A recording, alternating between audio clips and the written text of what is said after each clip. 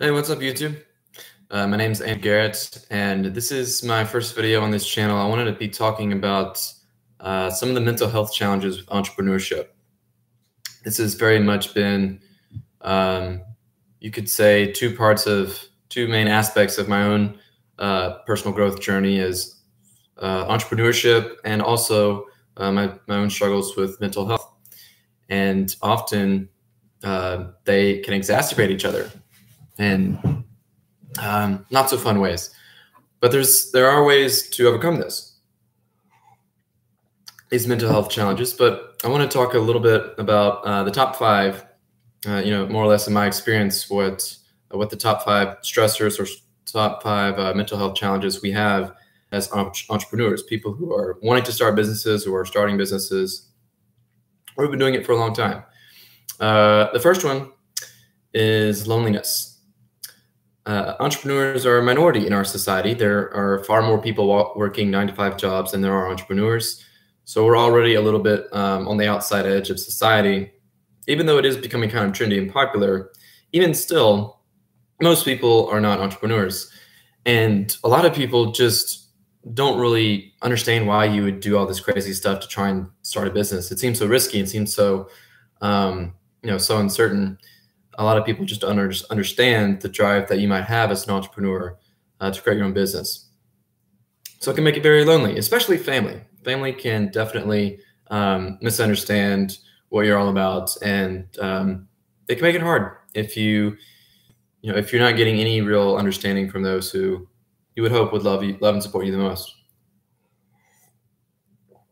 And one solution for loneliness is to seek out peers. Seek out peers that you can meet with, even if only online. Like, just join a Facebook group and start chatting with some people, and just ask to hop on a Skype call with a fellow entrepreneur.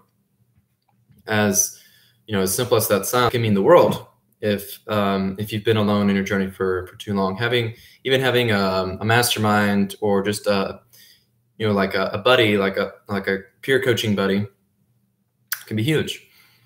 So that's enough on loneliness. Number two, one of the biggest stressors, biggest mental health challenges that we have is the ups and downs of entrepreneurship.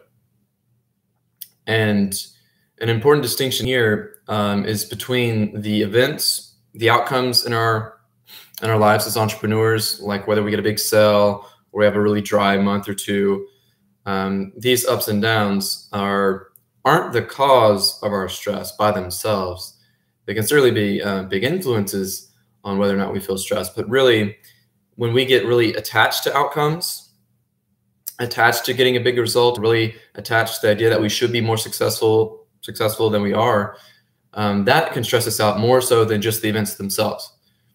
And that's a really big, an important distinction to make when you're trying to ride this emotional roller coaster that is entrepreneurship. It's a very rough ride when you are attached to outcomes, when you are attached, like wanting the smooth, exponential growth curve to $1 million a year or whatever it is that you want. It almost never looks like that. It's almost always this crazy zigzag. And if you stretch yourself out by thinking it shouldn't be like that, or not, you're just not responding to the nature of entrepreneurship's highs and lows in a healthy way, you set yourself up for a lot of stress. And it's just very different than the 9-to-5 world, where there's a lot more consistency, even though there's a lot more control on you, a lot more expectations put on you by management and whatnot. At least it is a little more predictable and where your income is going to come from. Like, you're getting the same check every month. Whereas in entrepreneurship, it's all on you. You have no idea sometimes where the next check is going to come from. So loneliness, ups and downs. And number three would be you feel like you're always working, like you are always in business. It's hard even when you're like going out on the rare times that you go out with friends. It's like you're still thinking about, what's my next post going to be, or I need to reach out to this person, or I need to research this, or wonder what would happen if I tried this. And all these things are going through your head a lot of the time, even when you're not working. And That's especially true when things are really busy in your business, or especially when you're first starting out and you haven't really learned to kind of turn off those mental gears when you are in a social situation. But it is important to be able to turn that off, to be able to just say, okay, I'm going to think about this later. I really don't need to think about my business right now.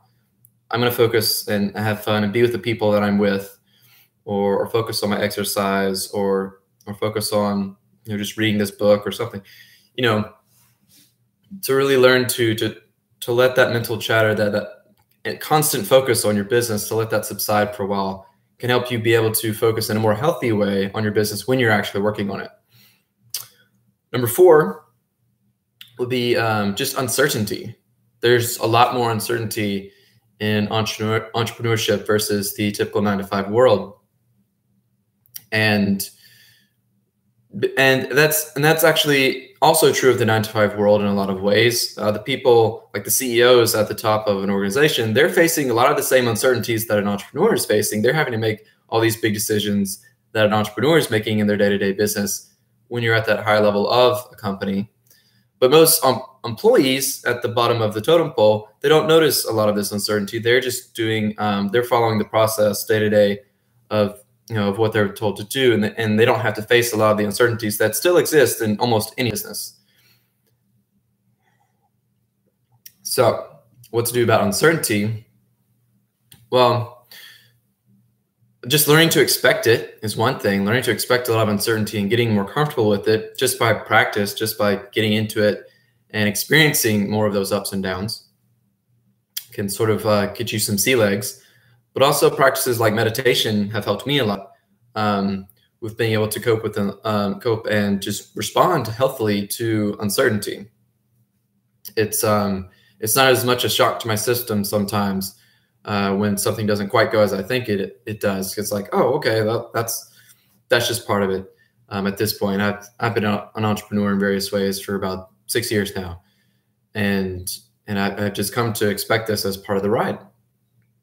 Lots of uncertainty. Number 5 is often we conflate our self-worth with our net worth.